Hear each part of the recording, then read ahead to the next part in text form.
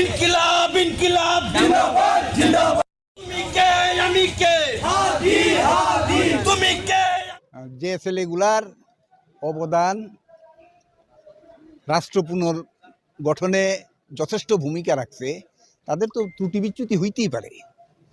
এবং সবচেয়ে বড় জিনিস হচ্ছে যে এই ছেলেটা ঘটনার পরপরই সে একটা রিজয়েন্ডার দিছে, দিয়ে সেটা বলছে যে আমি কথাটা এইভাবে বলতে চাই নাই, আমি কথাটা বলতে চাইছিলাম এরকম যে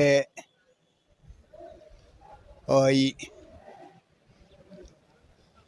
যখন জুলাই অগাস্ট 5 আগস্টের দিন যখন বানিয়াচং থানার জনগণ পুড়াইয়ে দিছিল তখন আমরা প্রোটেকশন দিছিলাম সব জায়গায় দাঁড়িয়ে দাঁড়িয়ে, এবং এটাই ফ্যাক্ট। আর মাহাদির বিষয়ে তো আমরা নিজেরাই সাক্ষী, এত হবিগঞ্জ শহরে ছিল ওই সময়, তারপর বানিয়াচং তারে দেওয়া হইতে সরকারি কাজে বাধা। তো এখন সরকারি কাজে বাধা, হ্যাঁ ঠিক আছে, ওনাদের দৃষ্টিতে এটা বাধা, কিন্তু ওনারা যদি ভুল না করতো তাহলে তো বাধার প্রশ্নই আসে না। জুলাই আন্দোলনের ছেলেগুলাকে যে গ্রেফতার করে নিয়ে আসবেন, একজন তো যাবেই তাকে রিলিজ করানোর জন্য, এইটা যদি সরকারি কাজে বাধা হয় এটা বলার কিছু নাই। আজকে জামিন হয়েছে কোর্টে, এইটা হচ্ছে 8 নম্বর কগনিজেন্স কোর্ট,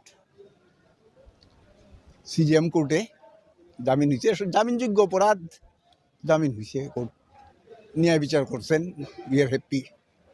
কারণ মাহাদির এই আটক সারা দেশব্যাপী এটা ছড়াই গেছিল, এবং যাওয়াটাই খুব স্বাভাবিক,